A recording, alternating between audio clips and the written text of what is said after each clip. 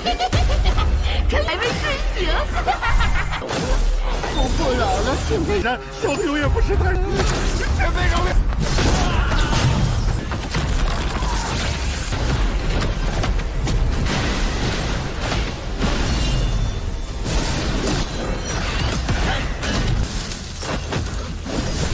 说不定能感应到。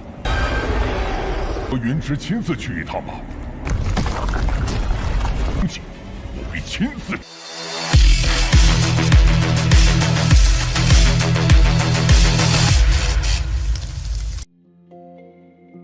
Halo semuanya, selamat datang di Ruang Sinema. Bagaimana kabar kalian semua? Semoga selalu sehat dan baik-baik saja. Sesuai jadwal, jadi pada hari ini kita akan kembali melanjutkan series Donghua A Record of Mortal Journey to Immortality season keempat episode terbaru. Yang mana ini adalah episode yang ke-36 atau yang ke-160. Sebelum kita mulai, lebih baik kita lihat lagi apa saja yang terjadi pada episode sebelumnya. Kemarin Harley mencoba untuk mempelajari sebuah teknik pedang yang dia anggap sangatlah hebat, di mana jika dirinya berhasil menguasai teknik pedang itu, maka berhadapan dengan lawan selevelnya akan jauh lebih mudah.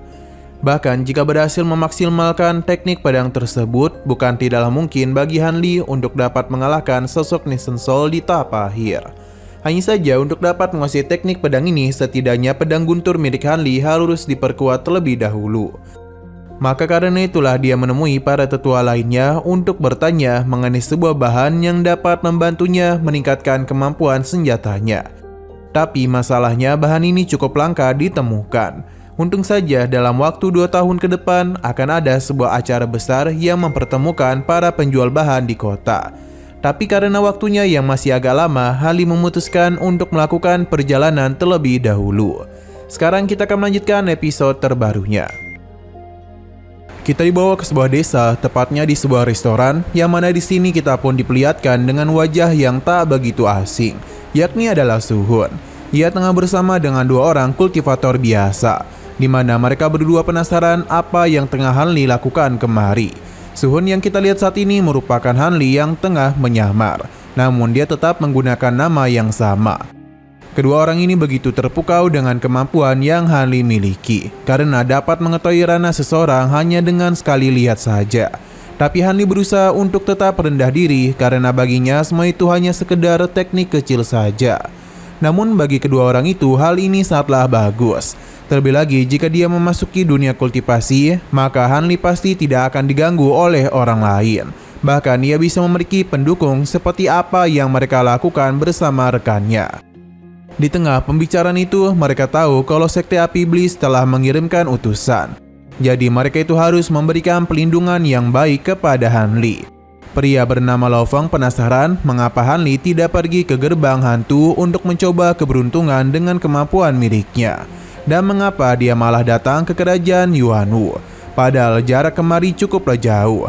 Harley menjelaskan kalau memasuki gerbang hantu bukanlah perkara yang mudah untuknya. Jadi daripada dirinya gagal, lebih baik dia kemari saja. Mereka berdua pun akhirnya paham dengan tujuan Harley. Mereka berjanji akan memberikan pelindungan sebisa mungkin. Harley pamit pergi karena dia harus beristirahat di kamar terlebih dahulu. Ketika Harley baru pergi, kedua pria ini pun mulai menunjukkan niat asli mereka. Sebuah ruang isolasi bahkan digunakan untuk mencegah seseorang menguping pembicaraan. Bagi mereka berdua, Harley hanyalah seorang kultivator yang lemah dan dapat mereka tipu. Jadi alasan mereka mendekati Harley adalah untuk memampatkannya saja. Selain itu, kedua pria ini telah menyembunyikan kultivasi mereka. Bahkan kedua pria ini setelah percaya diri dapat mengalahkan banyak musuh dengan mudah. Bagi mereka, Harley tengah bernasib buruk karena justru bertemu dengan mereka.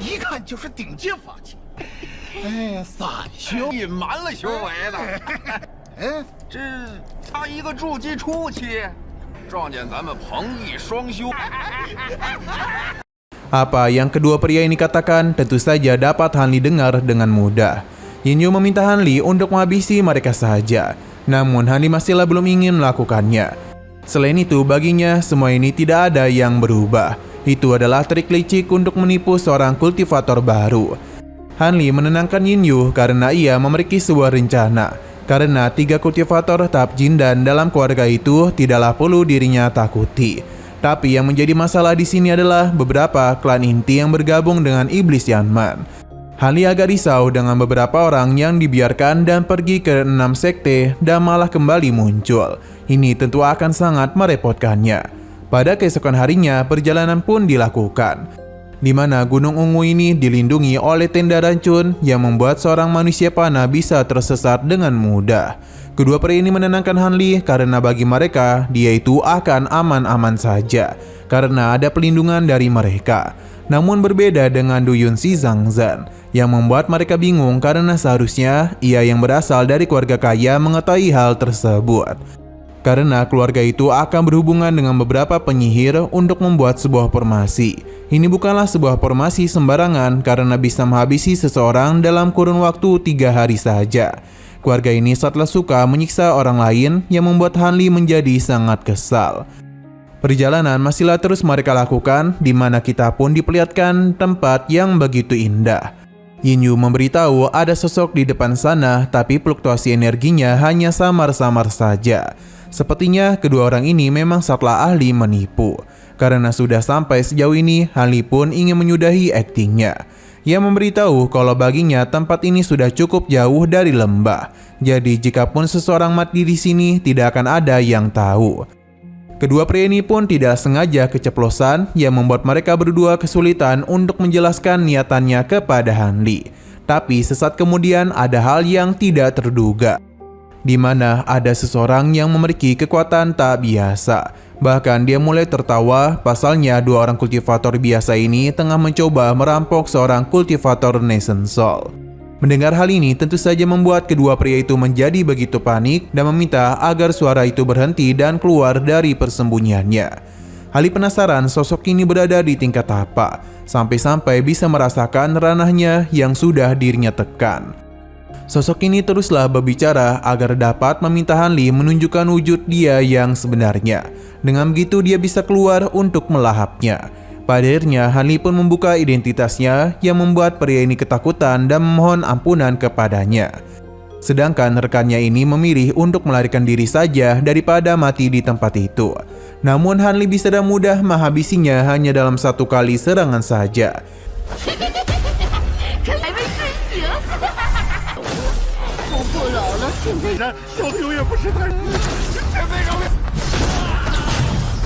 Yang mana ini semakin mengejutkan pria gemoy. Ia teruslah memohon untuk dapat diampuni. Melihat hal itu membuat sosok ini tertawa, karena apa yang dia lakukan hanyalah sia-sia saja.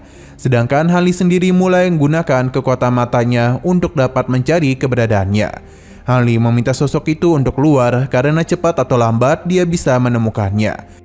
Yang tentu saja membuat sosok ini bingung, pasalnya Xuan Guan Huau miliknya tidak akan dapat dirasakan dan bisa dihentikan oleh perintahnya sendiri.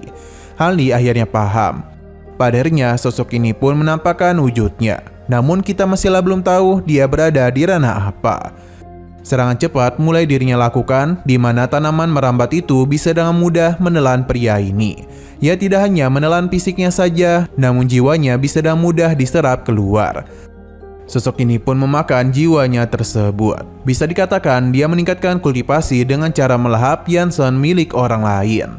Sosok ini meminta Hanli untuk tidak takut, karena setelah dirinya dimakan, maka Hanli akan tahu siapa ia sebenarnya. Untuk saat ini dirinya akan bermain-main dulu dengan Hanli, karena jika langsung memakannya itu tidaklah menyenangkan. Pertarungan pun terjadi di antara mereka. Oh ya, ini adalah pertarungan pertama Hanli sebagai seorang Nation Soul. Dalam pertarungan itu terlihat dengan jelas kalau pedang-pedang guntur milik Hanli begitu mendominasi. Hanya saja sosok ini tidaklah dapat diremehkan, karena pedang guntur Hanli dapat dirinya atasi dengan mudah. Bahkan serang balik mulai dirinya lakukan yang membuat Hanli harus memikirkan cara untuk bisa mengatasinya.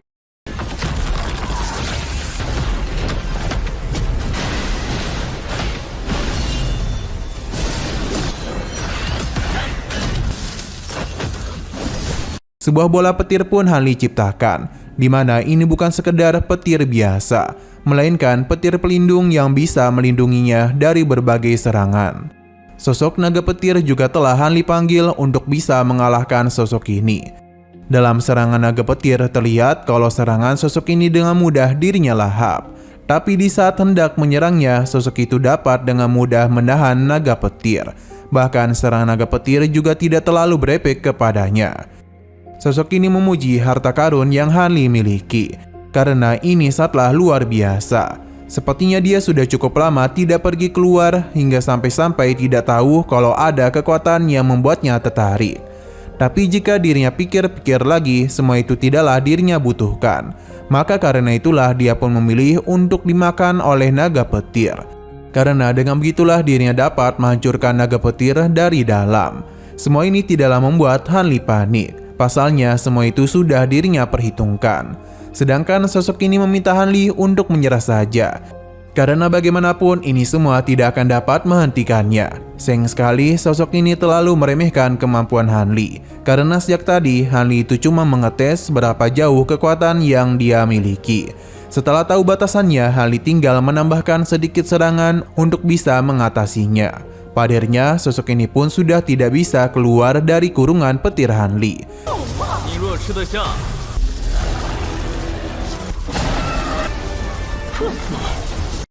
Dengan bantuan dari pedang-pedang guntur miliknya yang mengakibatkan dia pun terkurung.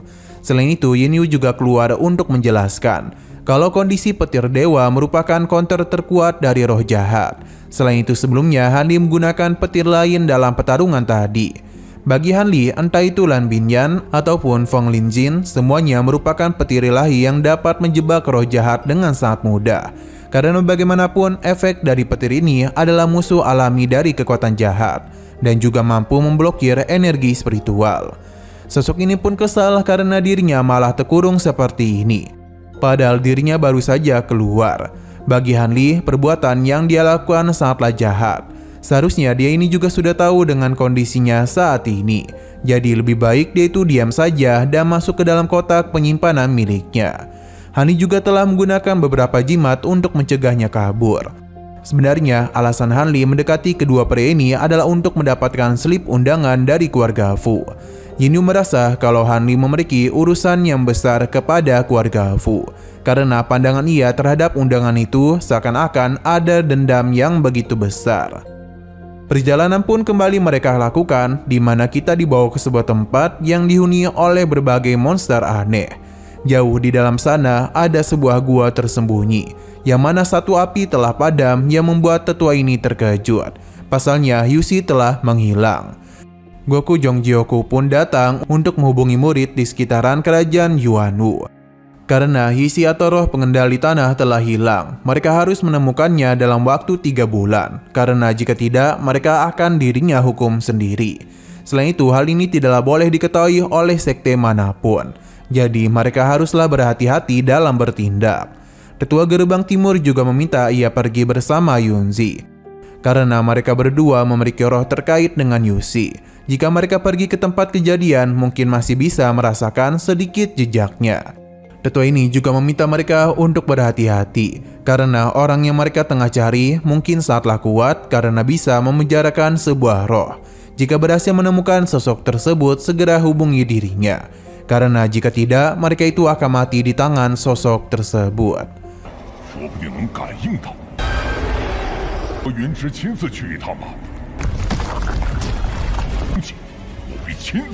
Kita lalu di bawah ke 180 tahun yang lalu, di mana ini ada tempat di mana Ruin dan suaminya tinggal. Mereka berdua adalah teman dekat Hanli, yang mana kondisi Ruin saat ini tidak baik-baik saja. Suaminya pun mulai menyalahkan dirinya sendiri karena tidak hebat dalam alkimia dan hanya bisa membuatkan 2 pil untuk istrinya. Namun dia memintanya untuk tidak khawatir. Pasalnya harta pemberian Hanli akan dia tukarkan ke kota untuk bisa mencari seorang alkemis yang hebat. Ruin meminta suaminya untuk tidak terlalu memaksakan diri. Dan ia seharusnya tidak menyalahkan dirinya karena ia adalah seorang permuni senjata yang hebat. Jika ia adalah seorang master alkimia, maka dia pasti adalah sosok yang sangat hebat. Di sini dia pun senang karena Ruin memanggilnya sebagai suami, yang membuat situasi di antara mereka pun menjadi semakin hangat. Selain itu, mereka berdua juga membahas susunan teleportasi yang diminta Hanli untuk diperbaiki. Hanya saja mereka ini membutuhkan waktu yang agak lama. Suaminya pun meminta Ruin untuk beristirahat dulu. Tapi mereka berdua sudah berjanji kepada Han Li, maka mereka harus menyelesaikan ini dengan sempurna. Xian berpindah kepada Han Li, yang mana dia tengah menatap kediaman dari keluarga Fu, yang mana dia itu akan menyelesaikan janji kepada kedua sahabatnya.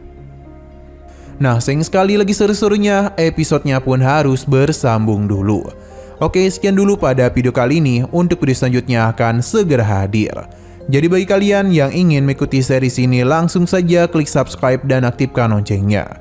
Terima kasih yang sudah menonton video sampai habis. Jika kalian suka pada video ini, klik like dan share ke teman-teman kalian tentang channel ini. Dan ditunggu aja kelanjutannya. Oke, sampai jumpa di video selanjutnya.